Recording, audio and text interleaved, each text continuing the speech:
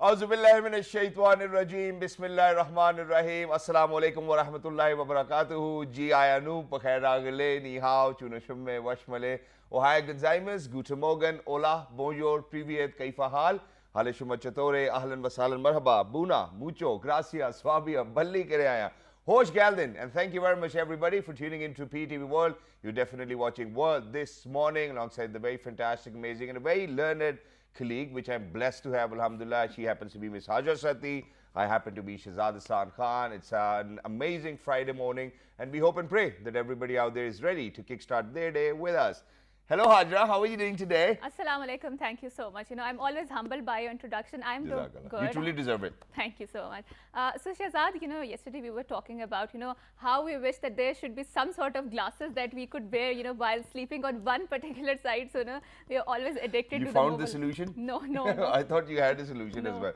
So, I think this is a very interesting story. So, me and Hajra, we actually had a common problem, and that was that we both actually like to read on our cell phones as well. I mean, she otherwise even reads quite a lot better than me as well. But what happened was I was like, hey, you know what? I'm still looking for glasses where if I am on the other side of my pillow or this side of my pillow, I think what I would certainly want is the glasses to stay on my eyes. And that's not possible because I do wear these rimless glasses and I do not want to break them.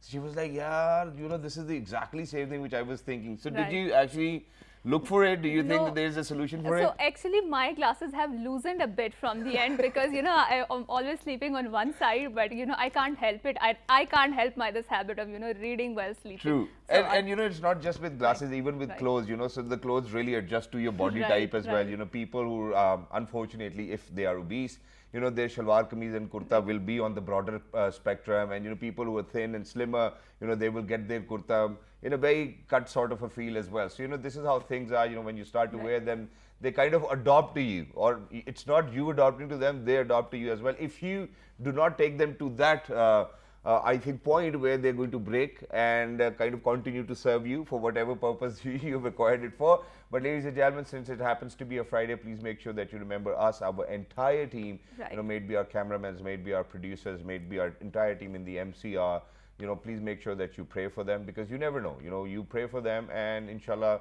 when Allah listens to you, I think that's going to be wonderful as well. But today, I think it's a big day for Pakistan. A lot of Pakistanis have their eyes on television sets as well. At 4 p.m., ladies and gentlemen, the budget will come out, and this is something which everybody's kind of waiting for as well. So let's see the top story for today. We're only doing one.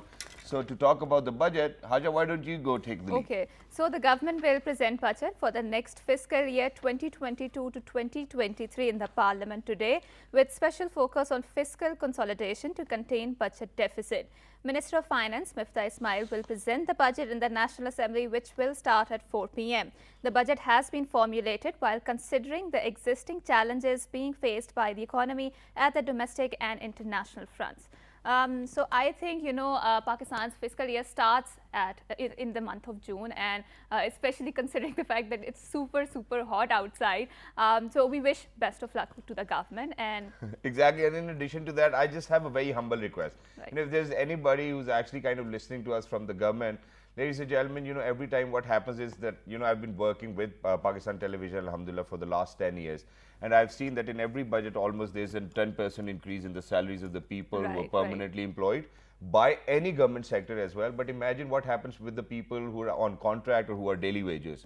They have never gotten such an increase, no matter what happens. So please make sure that, keeping in view the inflation, how it's going, how things are. Because just today, imagine, so I was coming towards work, there was this gentleman in his car, and he rolled down his window and he was like, since I have a very broken car, nobody wants to sit in it, can you please chip in some amount for the fuel? So that's how difficult it is getting for people. So please make sure that, across all forums, that if you are increasing 10%, it needs to be across all forums and across all groups as well. So please make sure that you do that. But other than that, today, ladies and gentlemen, we're actually going to talk about something really very important, something very close to my heart.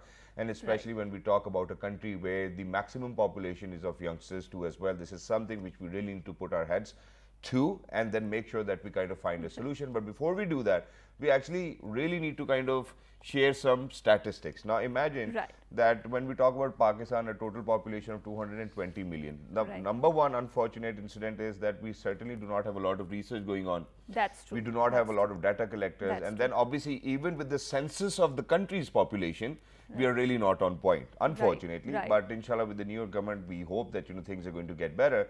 So imagine today, ladies and gentlemen, we want to talk about drug abuse. And when we talk about drug abuse, these are the facts and figures from 2012 to 2013, where 7 million people are drug users, but out of them, 2 million people are drug abusers as well. And I think that this figure is very much on the lower side. Yes, statistically. And when we see around, I think we get to see that, out of 10 people, almost 2 or 3 people are abusing or at least using drugs as well. And we really need to control it. How do we control it? How do we make sure that people are going to get healthier and better? Since we are coming out of COVID and the world has been referred to as the Great Depression when we talk about 2020 as well, depression itself, anxiety, and all of these issues do lead you towards doing stuff which, ladies and gentlemen, is not really healthier for you, for your family. And unfortunately, I've seen families coming from here to here just because of the fact they had to deal with one of their son or daughter. And while I speak about it, imagine that now the trend is increasing in females. In fact, men these days are kind of quitting to smoke as well. And they say that the gateway to all of these drugs, ladies and gentlemen, is smoking as well. I'm sorry, I'm really like to add to this conversation. So when I was doing my bachelor's in journalism, so we came across this, marketing strategy by the big smoking corporates, and they linked smoking with the women empowerment, and that's how they popularized this concept across the Europe that, when you're smoking, it means you're very empowered, you're at par with the men, and that is how they sell their product. I don't know how it is equivalent to the women empowerment in that sense, because I do feel that you're destroying your lungs. So without further any ado, I just need to add a little bit over here as well. Just before I introduce my guest, even my producer wants us to introduce, but I think this is important, and that is that if you go back in time, in 1990s, we have seen movies where alcohol was glamorized. Now imagine that it is still glamorized, right? Which is why I'm going to come down to now early 2000, ladies and gentlemen, we have seen that smoking and alcohol and partying and all of that has been glamorized in films. Now imagine that in this time and day, we have seen drugs being glamorized as well. Imagine that there are youngsters out there who think that Pablo Escobar is an ideal. And imagine that if we are going to talk about an ideal who's a drug lord or who's been a drug lord, I think that we're still in a very serious problem. We need to cater to it. How do we do that is something which we will be talking about. We are very lucky that we've actually been joined with some perfect guests who are actually organizing a conference, and that too within a university, because hey, you know what, we're a country full of youngsters. So let's see, let's ask, how do we avoid drugs and how do we make sure that we're going to live a healthier life as well? We're very lucky that we've actually been joined by somebody, ladies and gentlemen, who happens to be a drug treatment specialist. He is Dr. Nuruzzaman Rafiq Saab. Hello, sir. Assalamu alaikum. Good morning.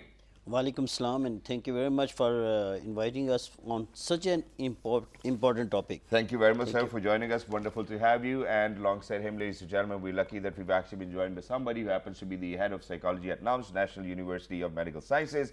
And she is Professor Dr. Ms. Shazia Khalid Saiba. Hello, ma'am. Assalamu alaikum. Good morning. Walaikum salam and good morning, and thank you, Shahzad and Hajra, for having me here. Thank you very much. It's a pleasure to actually have you both over here as well. But first things first, sir, obviously it's a very important topic. And before we get into, how people get into drug addiction and all of that, let's just talk a little about the statistics. We're a country where the youngsters population is somewhere around 55 to 60% of the total population. We can be at a higher risk of making sure that, God forbid, we will not let our country progress just because of the fact that it's going to kind of disturb everybody on every facet and every forum. Thank you. First of all, when we talk about the statistics, unfortunately, the last drug survey, the National Drug Survey, was conducted in 2012 and 13. True. And you have just mentioned the figures from there that it's around 7 million overall population. But an alarming thing which we actually observed at that time, that is the prevalence of drug use was around 6%. Okay. And keeping in view the 220 million population at the moment, so the number must have gone, even if we keep the same prevalence rate into our mind, then the number must have gone more than 1.2 million, and that's alarming again. Coming down to, you have talked about 2 million who are addicts, and when you look around for the treatment centers, which is I won't be calling them proper treatment centers, but still if we count all the beds across Pakistan, it's less than 2,000. Alright. And you know about the treatment, when we talk about the treatment related with the these people with substance use disorder, at least they have to spend 90 days. Internationally now they have gone to 120 days, but still for 4 months that particular bed, that is actually going to be occupied by that person. So accordingly we have got little or no facilities for the treatment, but even when we go for the treatment, then we don't have proper sort of trainings or the trained staff. Thank you for over saying there. that. Thank you for saying that. Unfortunately, we are facing that, and that's the reason we have actually collaborated with the university for that. That we want that there should be evidence-based practices as being taken up in other Southeast Asian countries, and in Europe.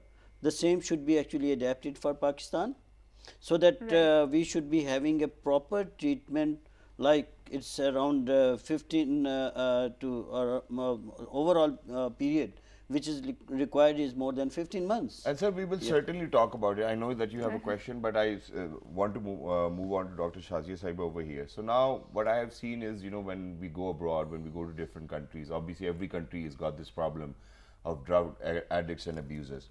Rather, what their health system does is that they make sure that they're going to give them minimal dose, and that too within a very secure area with newer syringes and whatsoever they can provide, so that he or she gets the dose and that they do not overdose, number one, that they do not have any other illness, and that it does not transmit to any other person as well.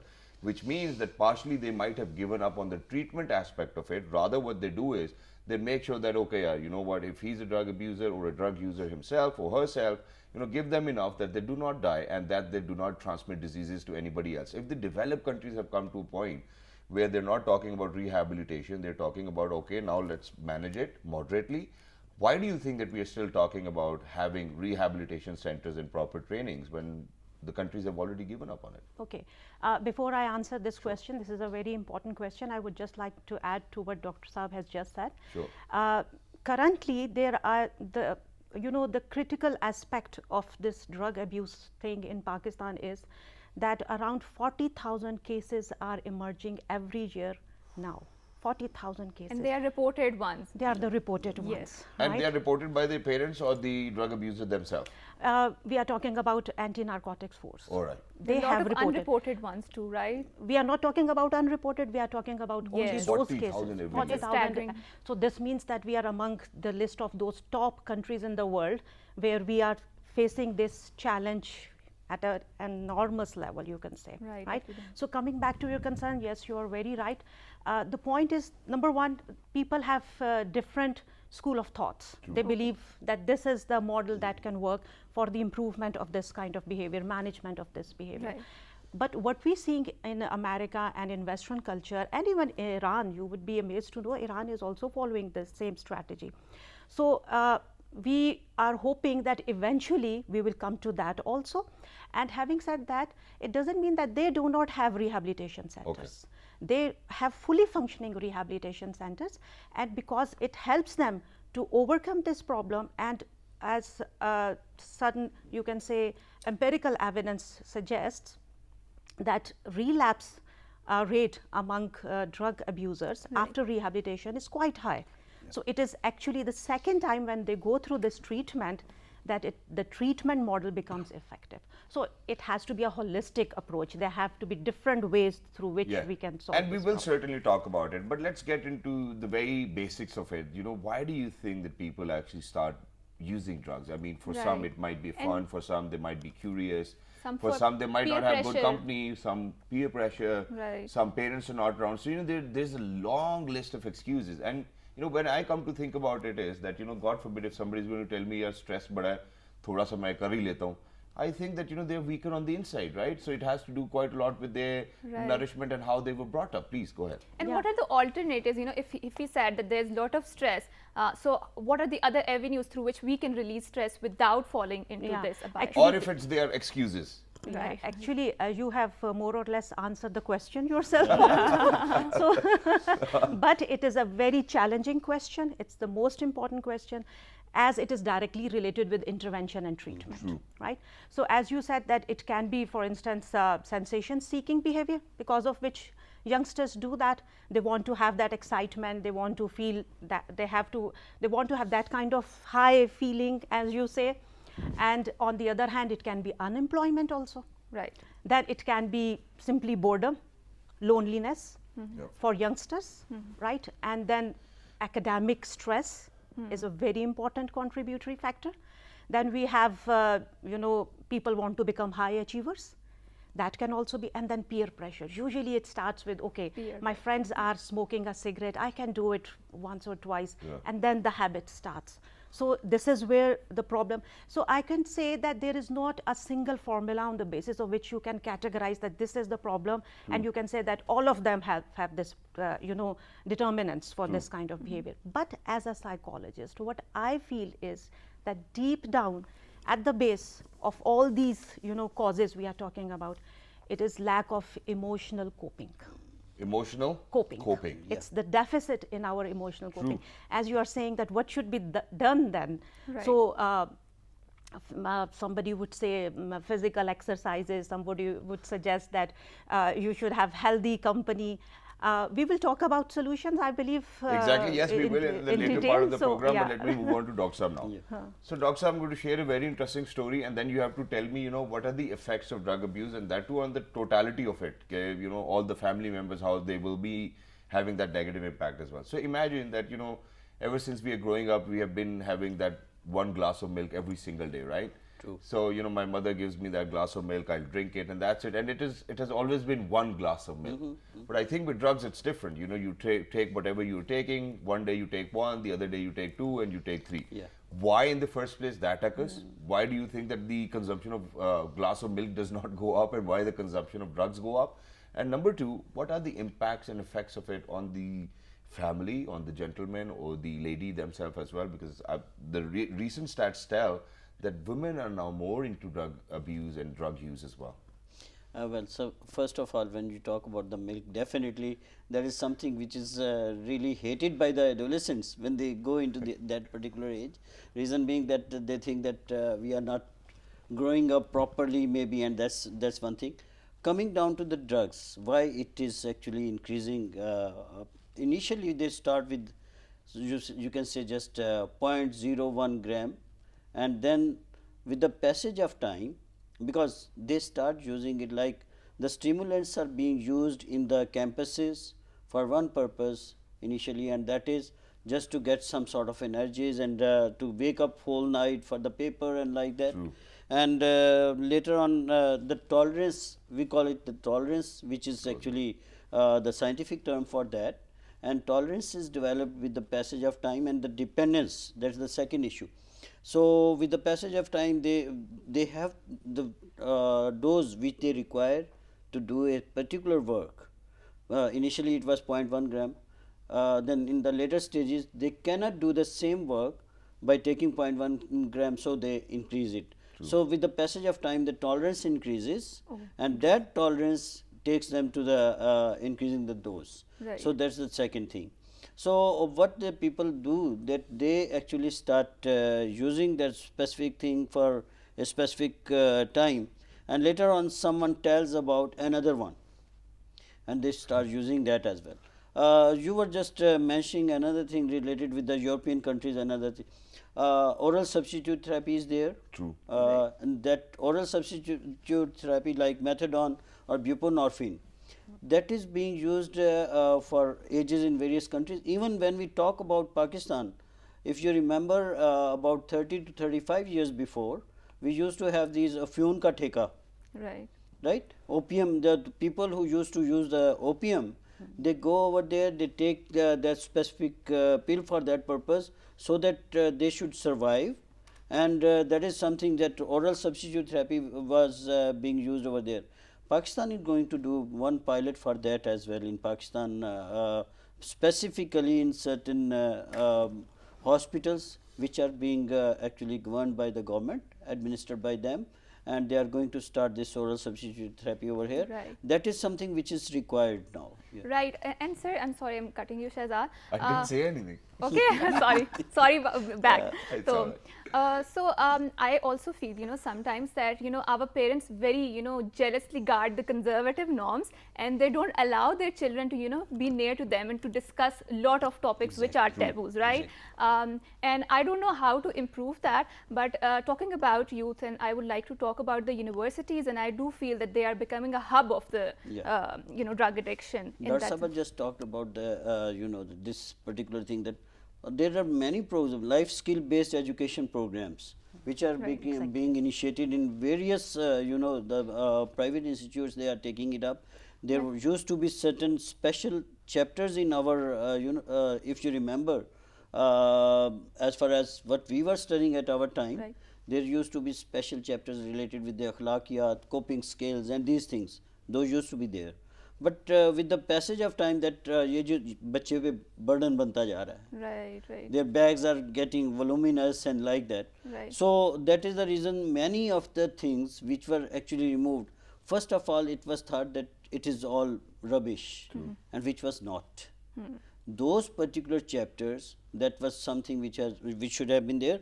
And moreover, as far as the isolation, now we have observed that even when a mother has to call up her son or daughter for the dinner, she is just calling her on the telephone, sitting in another room in the same house. But upstairs or downstairs can Downstairs, actually be a problem. that's another We have to convey a message, we use our mobile. So that is why there is lot of isolations in the houses, and the parents don't get actually intermingle with their children, and that is creating. And I have an amazing solution for that too as well, because this is a practice which we did follow in our household. So our father never allowed any one of us to actually have a TV set in our rooms. So what he did was that he was like, hey, you know what? So the TV will be in the TV lounge, and everybody's supposed to come down for lunch, dinner, or whatever we eating. So we have to do it together. I think one meal of the day, we should spend with the entire family. At least one. I think you're being really modest about it. I think if you get a chance, have all three with them. Because the timings and our sort of what do you call it? The job timings are like that. We can't have all three, but at least one. I think that's. When I was growing up, I remember that we used to spend our evenings in the lounge. Yeah. Right. Not sitting in our rooms. And we But would you be didn't watching have mobile at that time, did you? that is true, actually, that is right. But the point is that we had this feeling we were integrated into the family. Right. Yeah. Nowadays, this is what is also the problem. Generally, youngsters, youth, they do not feel that they are part of the family. Parents don't have time for them. They have their own seasons to watch. They want them to go to their own rooms, use their own, laptops and so on. So very quickly, what I wanted to ask was that, it's a billion-dollar industry or probably $1 trillion industry when we talk about drugs, and wherever there's money, it will make its way just like the water does as well. So imagine now what I want is that, us doctors, there are so many researchers, and it's all about releasing endorphins probably in your brain. That's what it is most of the time. But what happens is that, we do have that illicit way of doing that. Why don't we actually create a medicine or something where, sir spoke about the oral therapy as well, which is healthier for people and does the same job? Can we do that? I mean, I'm not asking for heaven over here, but still. I was reading about a research recently that they are going to implant an electrode in your amygdala, and by stimulating that, you would be getting similar kinds of feelings. So maybe the solution is there. I don't know. There'll be stigma around having that thing in your brain too as well. But the point is, why do you have to have these feelings just all like, the time? Looking for a better solution for people out there. Dr. talked about tolerance in a different manner, but we need to have this kind of attitude also in us. We need to, you see, when you talk about parents and you were talking about solution, I think that first thing parents need to teach their children is how to say no to their peers. True. That is the important thing. That's true. So when you say, Every time I ask my friends, dinner pe chalte hain, no. if he can't afford it, if he doesn't It's want okay, to do yeah. that, if he has to I study, mean, why my not? friends, they would always say no. You know, you ask them, yaar, kahin bahar chal ke khana khate? No. Very That's good. it. Okay. So, Shahzad, on the closing note, when I was doing a research on this drug abuse, so I came across a program which they implemented in the US, especially among the nursery students, and they found out that the frustration is one of the big reasons why a lot of people go towards this drug addiction. And they said that they hired a teacher, you know, who was teaching those kids that, you know, she gave a very interesting example, you know, by using puppets and stuff like that. And she said, if there is a lot of rush on the road, you don't say, hey, Goofy, make the way for me. You don't have to say the Goofy. And the kids were laughing. So, you know, they had these programs which were implemented at the secondary level or the primary level in the schools, you know, which they are teaching that, you know, there are other ways to cope up with the frustration. And also lastly, I would like to ask you, what are the early signs, you know, which you want to identify that if your child is going towards this? And treatments with that. Okay, Yes. all right. So this question that you have asked, or maybe it's an observation, you can say, it has a kind of a multifaceted Right, that's true. components attached to them. Unemployment. The thing is, frustrations are always going to be there. It's not possible. Why is it so that in the single family, one individual is taking drugs and others are not? And this is the case usually. So they are as much frustrated as the other sibling is, right? Right. So as you said, the answer to it is in prevention. And this is what this conference is about. Okay. Prevention. We Okay. have to work on how to use those strategies, formulate indigenous strategies that can be used in order to, you know, make sure that this behavior does not emerge in our children. So yes, that is a good idea. And then another thing is health education. Right.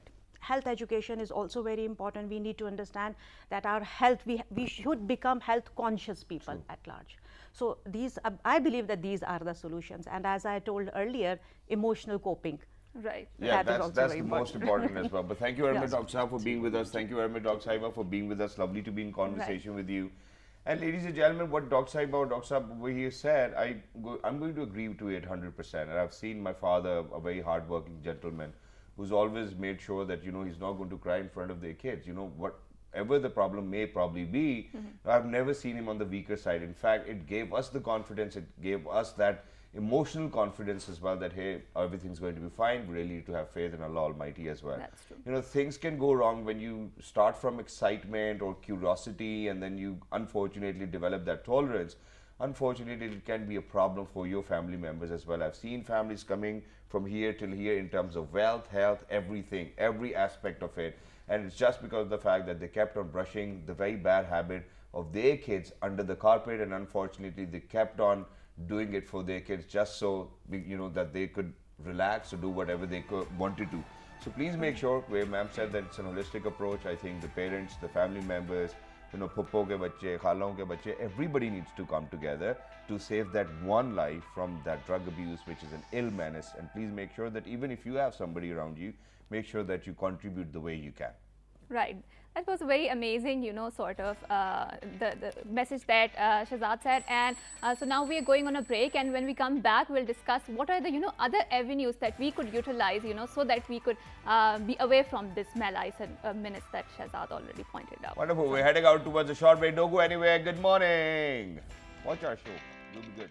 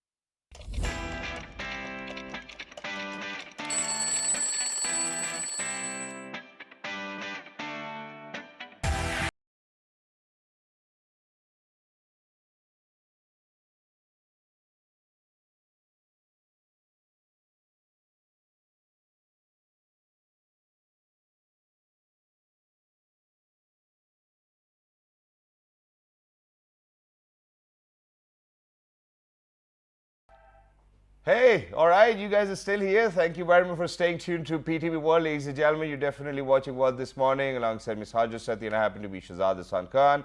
Earlier, we were in conversation with some professionals who were talking about how to get rid from the menace of drug abuse. And since we had the head of psychology from NUMS, she actually wanted to thank their vice chancellor, who happened to be Lieutenant General Wasim Alamgir Saab as well. So thank you very much. You know, the conference which is going to take place tomorrow, sir, it is very important, and thank you very much for understanding the importance of it as well. Before heading out towards a short break, very sorry for this, Hajra actually mentioned that, hey, you know what, if you really want to kind of get rid of all of these illicit activities, all you need to do is make sure that you explore your interest. May it be in adventure, may it be in cars, may it be in horses, in nature, you know, it can be anywhere. So imagine that today we actually wanted to share such an example with you guys, because this gentleman, I've seen him grown up. I mean, now he actually looks younger than me, but I'm seriously saying that I've seen him growing up as an inspiration. It's because of the fact that he's always made sure that he's going to take Pakistan on so many fronts, where people will get to know, people will come together, people will come and visit Pakistan as well.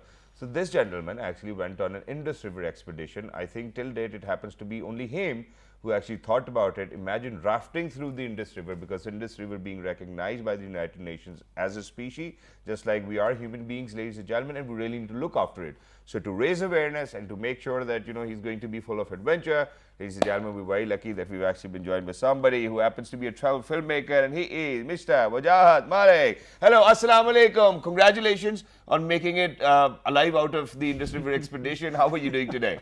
Walaikum salam. I'm doing good, thank you. Yeah. Absolutely perfect. Thank you very much for joining us. Wonderful to have you. We wanted to have you on the show for a longer period of time. But before we say anything, we really want to share the visual aspect of it with our audiences.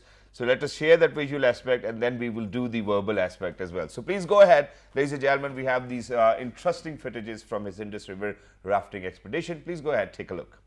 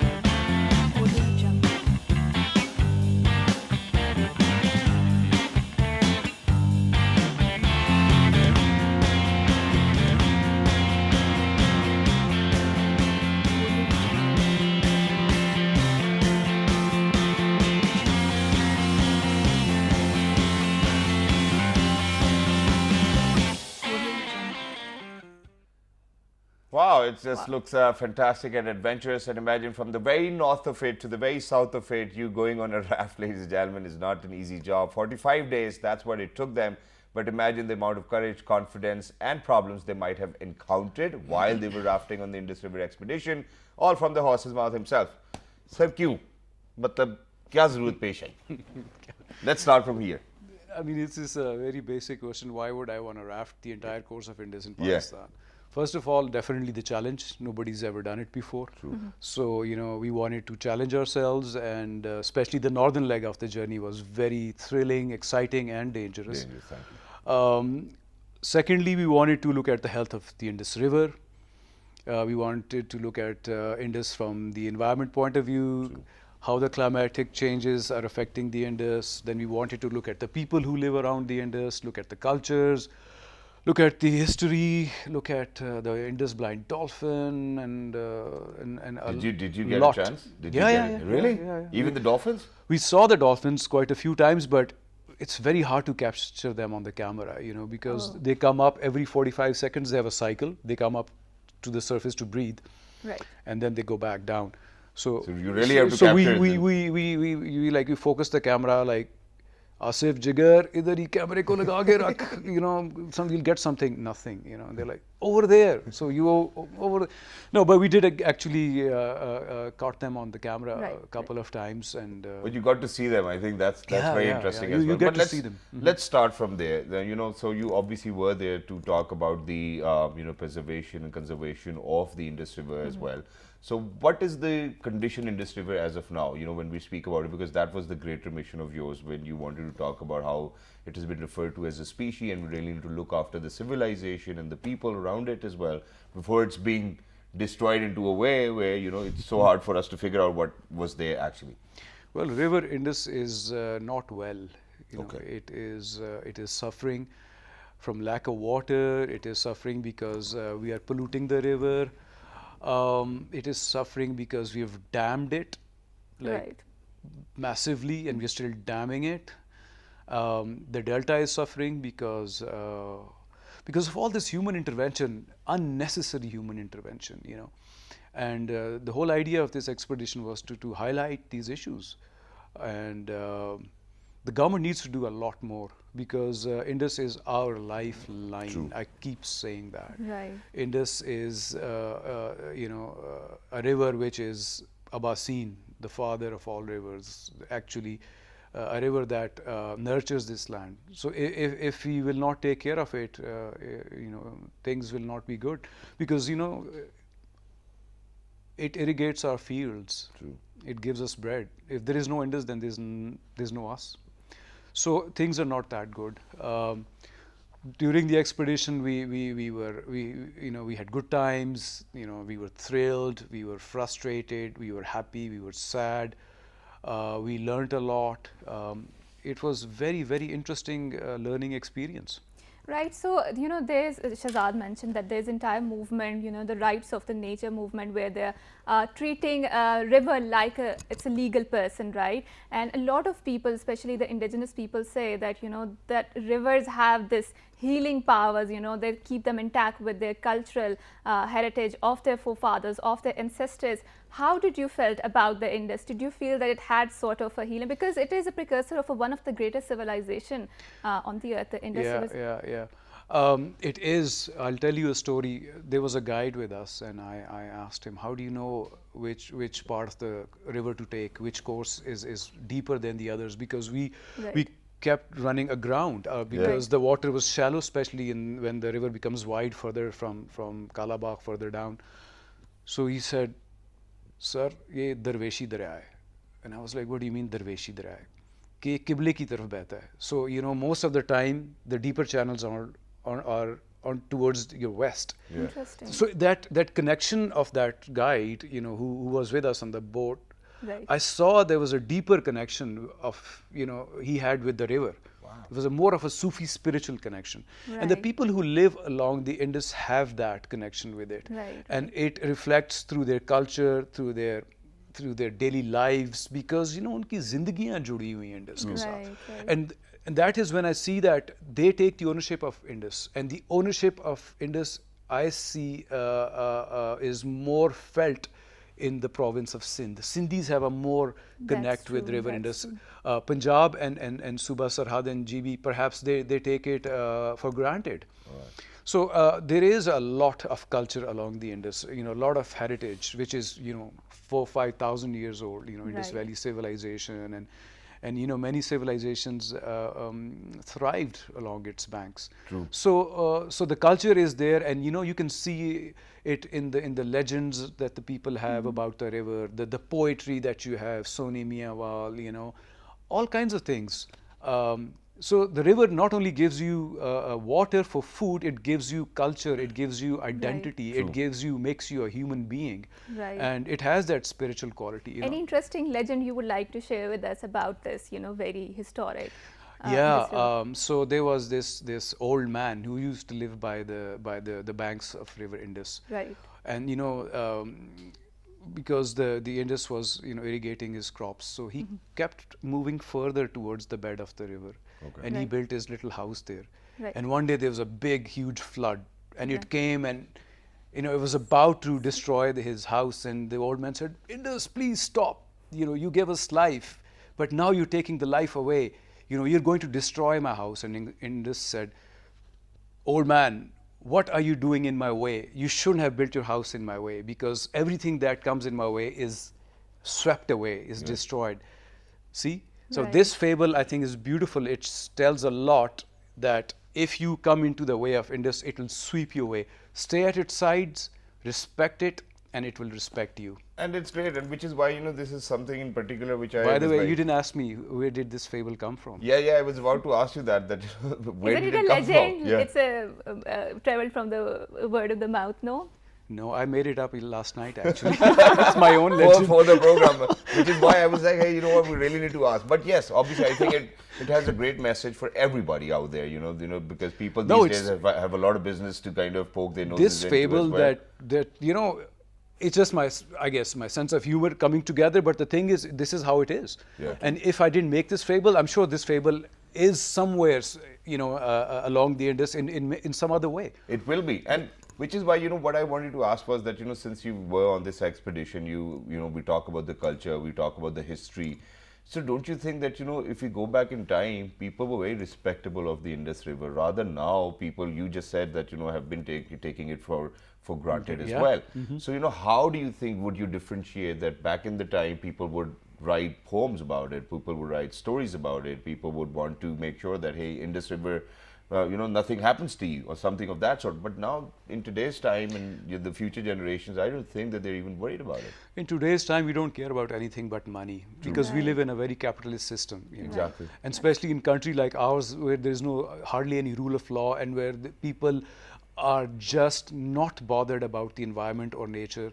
This is going to happen, because if there's a hotel on the banks of Indus, any hotels, they'll dump their sewage without any impunity into the river. They won't care, because they don't care what is happening to the Indus or the fish in it, or the waters they're polluting. So basically, we don't care about our environment, our values, our traditions, the good ones. We just care about money in this day and age. True.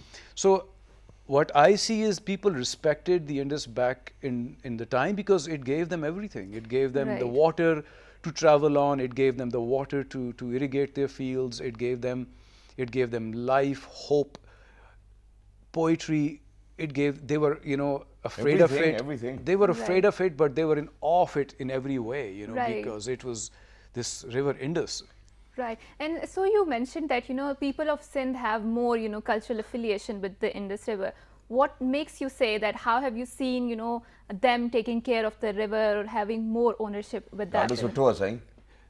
Because they live at the tail end of the Indus, you know, Right. and they get the waters of the Indus, you know, at the end, like towards the last. The lower riparian. They're the lower riparians. The lower riparian blues, you know, that's how you put it. They have a lot of grievances. They have a lot of genuine grievances, because the river Indus basically, when it comes into their province, or when it falls into the delta, there's hardly any river left. True. Right. There is no river Indus beyond Kotri Barrage, because you have taken out all these canals and you are irrigating your fields, Diverting. you're storing water. So the Sindh has issues, because when we were traveling around March, April, May, we were down in the Sindh in the May time. Kharif ki fasal ka time hota hai. Right. And they were ready to cultivate, but there was no water. So they were like, please give us water so that we can cultivate our crops. And because of special circumstances this year, because there was scarcity of water, there was not enough water for them to go ahead with their farming. So for them, Indus is also a very Darweshi river, because the folklore, the poetry, the Sufi saints all revered Indus. You know, your Jhule Lal, you know, in Seven Sharif, Lal Shahbaz Qalandar and Jhule Lal and Shah Abdul Latif Bhatai, they sang the ballads of Indus. So people have more cultural affiliation with Indus than any other part of Pakistan. Which is why, very quickly, you know, what I certainly want to ask is that, you know, while we were talking about it, you said, you know, there were times that we were hopeless, there were times that we were happy, there were times that we were sad. You know, so can you on different occasions explain why you were sad, why you were happy, and why you know, you were hopeless or full of hope? And how river affected your emotions and feelings? Well, we were happy because, you know, when we were thrilled riding huge waves, you know, like with my drug of choice, which is adrenaline. When adrenaline is pumping, you're having a lot of fun.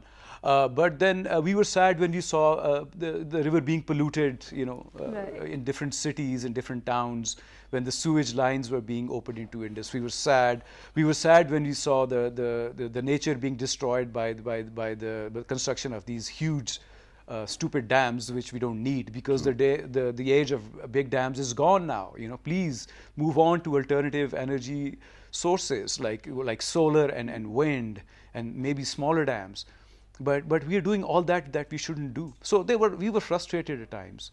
There were times when we were sad that one of our colleagues almost died. He got sucked into a wave because we went into a huge wild rapid. But it was also very thrilling. We are glad that everybody alhamdulillah made it out then we were successfully. also afraid when we were shot at in the Kacha area of. Really? Yeah.